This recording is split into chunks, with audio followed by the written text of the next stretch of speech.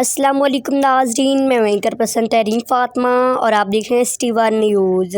آئی جی Punjab police Rao سردار محمد کے vision کے مطابق ضلع پولیس ٹوبہ ریٹائرڈ طاور حاضر سروس پولیس ملازمین اور دوران سروس فوت ہو جانے والے ملازمین کے بیوی بچوں کی فلاح و بہبود کے لیے کوشاں ہیں۔ ڈی پی او ٹوبہ نمبر فاروق نے اپنے آفس میں پولیس ملازمین کی بیوی بچوں کے اسکالرشپ، جہیز فنڈ اور بیوگان کے لیے گزارا الاؤنس کی مد میں 3,76,000 روپے رہی رقم کے چیکس تقسیم کیے۔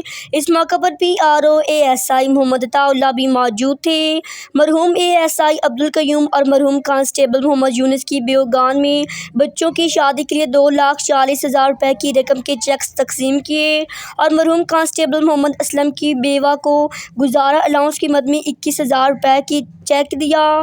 رپورٹ کر رہے ہیں ٹوبہ ٹیک سنگھ سے ڈسٹرکٹ رپورٹر مقبول طارق۔